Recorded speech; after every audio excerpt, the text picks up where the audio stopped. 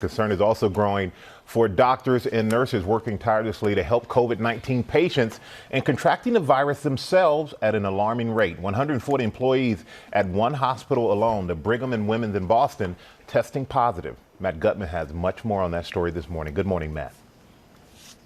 Hey, good morning, Michael. Given their daily exposure, I suppose it's not surprising that healthcare workers are getting sick. But here's what's disturbing. Experts are now telling us that the viruses are like poison, and the higher the dose, the more fatal it can be. And so higher doses combined with poor protective gear are making for a dangerous combination. Frontline health workers themselves are turning into patients at alarming rates, and it's being called an epidemic within an epidemic. 20% of COVID-positive patients in Ohio and Minnesota are healthcare workers. In Boston, over 700 healthcare workers testing positive. They are exposed to the virus more than anyone else. Every day when I go to work, I feel like a sheep going to slaughter. My colleagues and I are writing our last will and testament. Experts say it's not just the frequency of exposure, but also that healthcare workers are exposed to larger doses of the virus as well. When you get exposed to a virus, your immune system immediately starts mounting a response. At the same time, the virus starts spreading within the body. An outcome depends on which wins the race, viral spread or the immune response. When you start with a high dose of virus, it gives it a head start in the race. Meaning the virus can overload the immune system of even the healthy. People like Frank Garbin. And by then, his breathing was almost non-existent. And when paramedics arrived, they tried to revive him for about 45 minutes. Garbin wasn't just any COVID patient. The 60-year-old was an ER doctor, the first in the nation to die from COVID.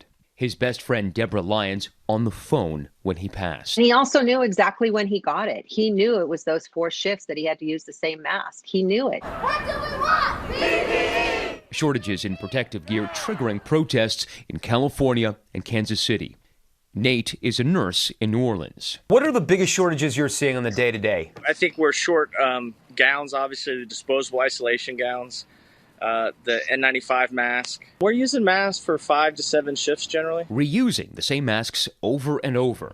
Masks are stored in those brown paper bags on those racks. But even when they do have proper protective gear, medical professionals can fall ill. I did everything right, and I still came up positive, so I'm not really sure what's going on there.